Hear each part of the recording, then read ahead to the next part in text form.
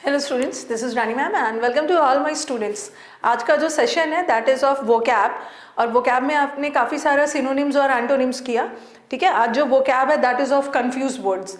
ये confuse words वाला vocab आपको क्लोज टेस्ट में भी हेल्प करेगा, सिनोनिम्स एंटोनिम्स में तो हेल्प करेगा ही, फिल अप द ब्लैंक्स में भी हेल्प करेगा। ठीक है, इसके पहले भी मैंने आपको काफ़ी सारा कंफ्यूज वर्ड्स करवाया है। ठीक है, लेकिन अब मैंने क्या किया है ना, इसको सिंक्रेनाइज कर दिया, मैंने एक जगह इसको डाल दिया। ठीक है, ताकि आपको दिक्कत ना हो। और इसका पीडीएफ मैं टेलीग्राम चैनल पे डाल दूंगी। ठीक है, तो आप सबसे पहले क्या करोगे, जो स्टूडेंट्स इस चैनल पे पहली बार आए, फटाफट टेलीग्राम चैनल को फटाफट इस यूट्यूब चैनल को सब्सक्राइब कर लो। ठीक है, चैनल को सब्सक्राइब कर लो ताकि आप, और बेल आइकॉन है प्रेस करो ताकि आपके पास जब भी कोई वीडियो अपलोड हो उसका नोटिफिकेशन फटाफट पहुंच जाए। और सेशंस अच्छे लग रहे हैं तो दोस्तों के बीच में भी शेयर करो।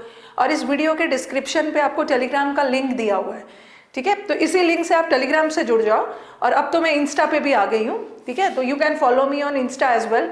और insta ID Y English with Rani ma'am है। ठीक है, यूट्यूब भी English with Rani ma'am, Telegram also English with Rani ma'am you see live, और इंस्टा पे भी आप मुझे फॉलो कर सकते हो। ठीक है, इंस्टाग्राम पे। और टेलीग्राम चैनल से तो बिल्कुल जुड़ जाना है, ताकि I want all my students की जो एवरीडे क्विज जाता है 9:30, ठीक है, विदाउट फेल एवरीडे क्विज जाता है, उसमें तो आप क्विज को जरूर अटेम्प्ट करो so that you are able to analyse yourself. ठीक है, और जुड़ जाइए ताकि मैं इसको पढ़ाने के बाद इसका पीडीएफ डाल दूंगी टेलीग्राम पे कंफ्यूज वर्ड्स का, तो एक ही जगह आपको सारा मिल जाएगा और मैं साथ साथ आपको डिस्कस भी करते जाऊंगी। ओके, चलो सेशन को स्टार्ट करते हैं। आज का जो सेशन है that is of words often confused.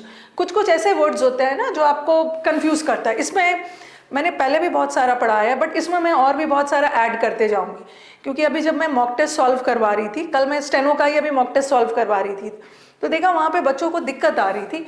एक वर्ड था इंटेंट। ठीक है, एक वर्ड था इंटेंट और एक वर्ड था इंटेंशन। तो जैसे जैसे मुझे और भी वर्ड्स मिलते जाएगा मैं इसमें ऐड करते जाऊंगी। और टेलीग्राम पे अपडेट्स आपको ये जो भी मैं आपको शीट प्रोवाइड करूंगी, पीडीएफ वगैरह, उसमें सारा अपडेट करते हुए डालते जाऊंगी। इंटेंट और इंटेंशन, जैसे इंटेंट है, इंटेंट इज अ वर्ब। ठीक है, और इंटेंट है, इंटेंट इज अ नाउन, और इंटेंशन भी नाउन है। ठीक है, इंटेंशन भी नाउन है। तो एक सेंटेंस था सेंटेंस इंप्रूवमेंट में, एक ऑप्शन में इंटेंट था और एक ऑप्शन में इंटेंशन था, दोनों both of them are noun, दोनों नाउन है। और हिज लगा हुआ था, तो हिज इंटेंशन भी हो सकता है और हिज इंटेंट भी होता है, दोनों नाउन है। हिज पोजेसिव एडजेक्टिव है, पोजेसिव एडजेक्टिव के बाद नाउन आता ही है। और यहाँ स्टूडेंट्स कंफ्यूज होने लगे कि आखिर आंसर क्या होगा। देखो, इंटेंशन का मतलब होता है आपका इंटेंशन, आपका इरादा। Intention can be good also, intention can be bad also. Okay, दोनों सेंस में जा सकता है। बट इंटेंट का मतलब होता है ना योर इंटेंट, योर इंटेंट मतलब योर डिजायर। ठीक है, योर विश, जो आप करना चाह रहे हैं। ठीक है, you intend to take retirement from job, आपका इंटेंट है, आप विश कर रहे हो, आपका डिजायर है कि जॉब से आप रिटायरमेंट लो। तो वो मैं आपको सारा अपडेट करके बता दूंगी, उसके लिए आपको वरी होने की जरूरत नहीं है। चलो अब सेशन को स्टार्ट करते हैं। इसमें बहुत सारा और भी ऐड करूंगी, क्योंकि क्वेश्चंस देखा है बच्चों को, क्वेश्चन सॉल्व करते समय दो वर्ड एक जैसा आ गया और दोनों नाउन है, बट दोनों के बीच में डिफरेंस है। जैसे एक वर्ड ही मैंने लिखा इंटेलिजेंट। ठीक है, इंटेलिजेंट वर्ड है, और intelligible, and both are adjectives. Intelligent is also adjective or intelligible is also adjective. No doubt both of them are adjectives, but the meaning conveyed, दोनों का meaning is very different. Intelligent is related to knowledge. ठीक है, intelligent person है मतलब knowledgeable person है। ठीक है, knowledgeable है, विद्वान है, cerebral है, सेरिब्रल माइंड से रिलेटेड, उसका माइंड बहुत शार्प है, एरुडाइट है, स्कॉलर है, मैन ऑफ लेटर्स है, लिटरेट है। और ये इंटेलिजिबल भी एडजेक्टिव है, बट ये intelligible things are the things which are very clear. ठीक है, दोनों एडजेक्टिव है, बट दोनों का मीनिंग बिल्कुल डिफरेंट। इंटेलिजिबल मीन्स जिसको आसानी से समझा जा सके, which is very understandable, which is very explicable, जिसको एक्सप्लेन किया जा सके, और उसी चीज़ को आप अच्छे से एक्सप्लेन कर पाते हो ना, जो चीज़ें क्लियर है। तो कंफ्यूज वर्ड में हम वही सीखेंगे। कंफ्यूज वर्ड का कॉन्सेप्ट क्लियर हो जाएगा तो फिर आपको क्लोज टेस्ट में भी दिक्कत नहीं आएगी, क्योंकि बहुत बार ऑप्शंस में they give you similar words and as a result of which हमारे स्टूडेंट्स कंफ्यूज हो जाते हैं और गलत ऑप्शन करके आ जाएंगे। ठीक है, चलो पहला वाला वर्ड देखो, इसमें मैं और भी ऐड करते जाऊँगी। हिस्टोरिक, ठीक है, historic, historical and histrionic. Historic भी एडजेक्टिव है, हिस्टोरिकल भी एडजेक्टिव है, ठीक है, और हिस्ट्रियोनिक भी एडजेक्टिव है।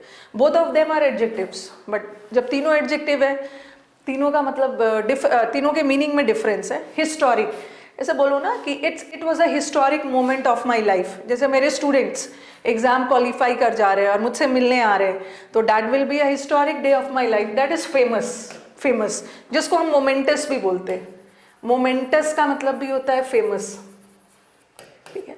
हिस्टोरिकल, ये जो हिस्टोरिक है इसको गलती से भी हिस्ट्री से कंफ्यूज मत होना, हिस्ट्री से रिलेटेड ये वाला वर्ड है। हिस्टोरिकल का मतलब होता है ऐतिहासिक। ऐतिहासिक mean something, events, any activities और any events that is related to history.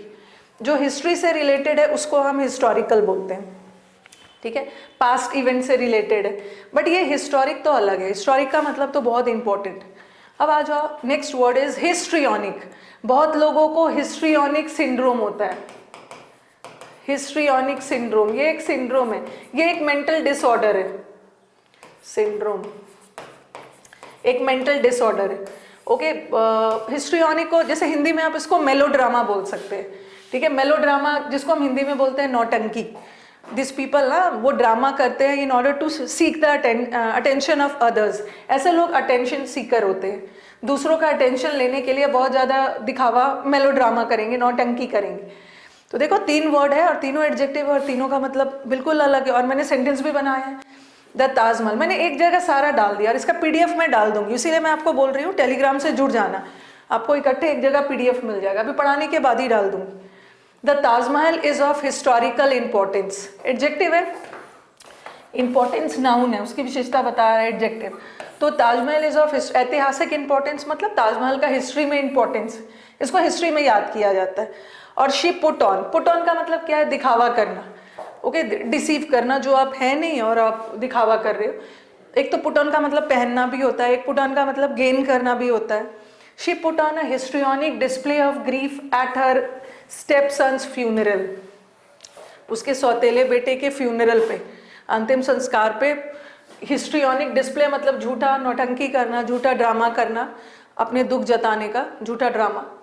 The launch of Chandrayaan 2 was a historic moment for the country.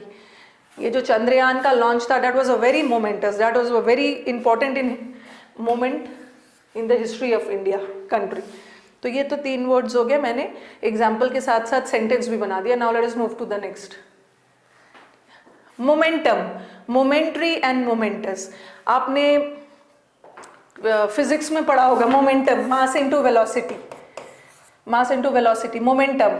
मैंने पूछा आपकी एग्जाम्स की तैयारी किस मोमेंटम में चल रही है, किस मोमेंटम में चल रही है मतलब किस रफ्तार में, ठीक है, किस रफ्तार में, किस पेस में, किस मोमेंटम में, किस रफ्तार, किस वेग में। और तीनों एडजेक्टिव है। और एक होता है मोमेंट्री, मोमेंट्री का मतलब होता है क्षणिक, थोड़ी देर के लिए। कभी कभी आप दुखी हो जाते हो तो आपको समझा दिया जाता है अरे घबराना नहीं है, this is a momentary phase of your life, this is a momentary phase of your life, क्षण भर का है, गुजर जाएगा, दुख बहुत ज़्यादा दिन नहीं है, टेम्परेरी है, शॉर्ट लिव्ड है, ठीक है। और एक मोमेंटस, जैसे मैंने अभी बताया, हिस्टोरिक, मोमेंटस इंपॉर्टेंट के सेंस में यूज होता है।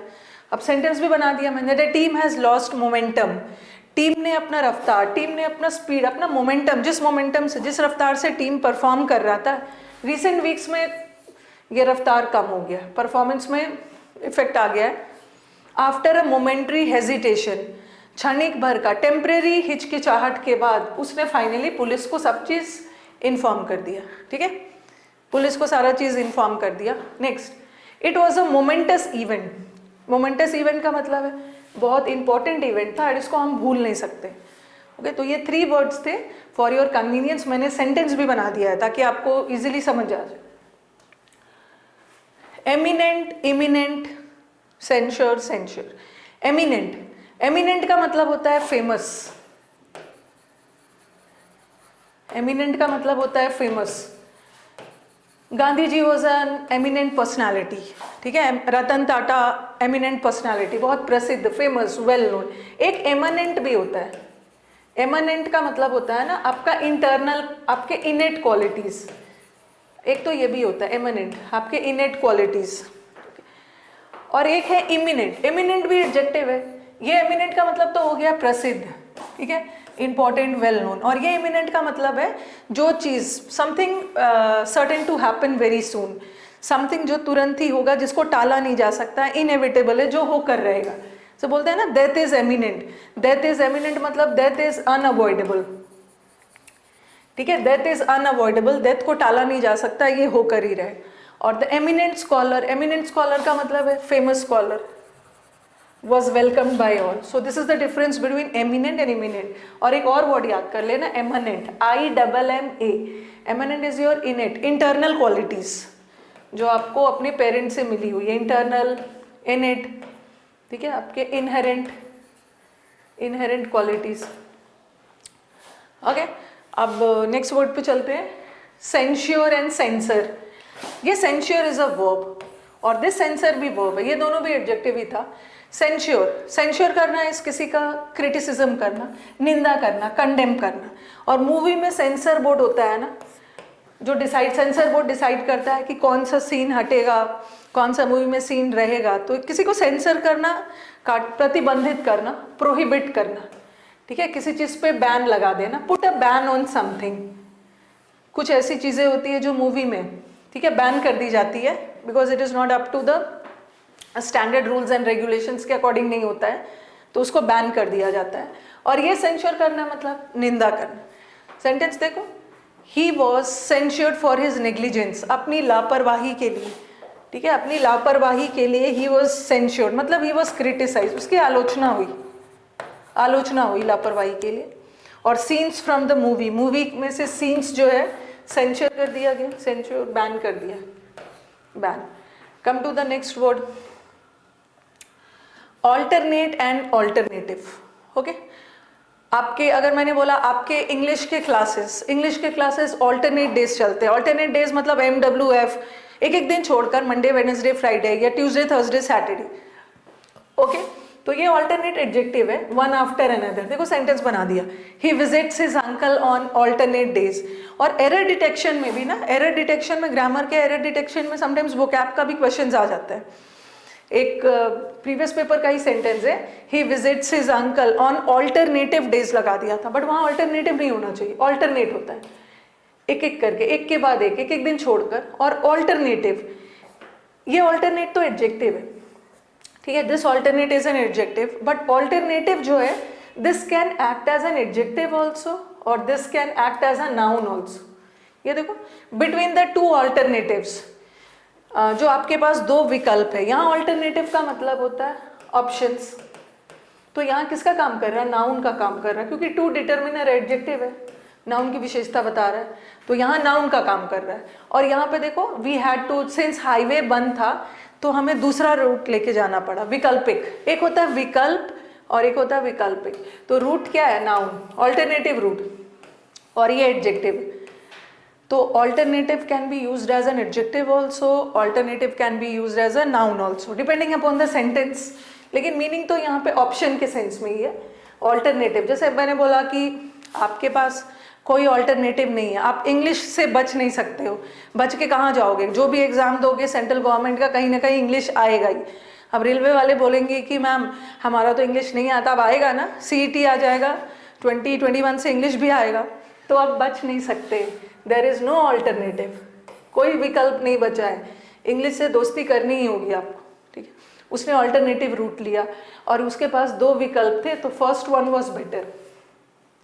नेक्स्ट वर्ड इज इंटरेस्टेड, और एक है अनइंटरेस्टेड और एक है डिसइंटरेस्टेड। आपको देख के लग रहा होगा, ये डिस वर्ड देख के लग रहा होगा कि नेगेटिव है, बट ऐसा नहीं है, हमेशा डिस वाले वर्ड नेगेटिव नहीं होते।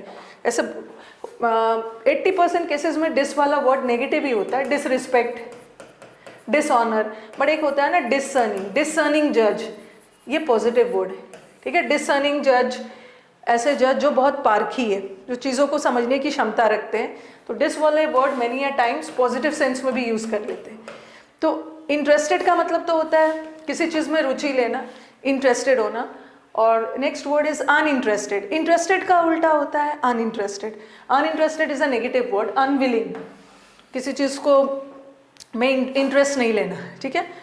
और last word is disinterested. Disinterested लोग वो होते हैं ना जो पक्षपात नहीं करते हैं, ठीक है, वो किसी का साइड नहीं लेते, दिस पीपल आर न्यूट्रल, ठीक है, this people are unbiased, impartial, जो पक्षपात नहीं करते हैं।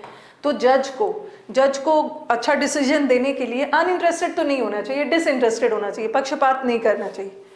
देखो, a lawyer should provide disinterested advice, lawyer को इम्पार्शियल एडवाइस करना चाहिए, पक्षपात नहीं करना चाहिए। उसी तरह it is important that all the members of the jury are disinterested parties, ये इंपॉर्टेंट होना चाहिए कि जितने भी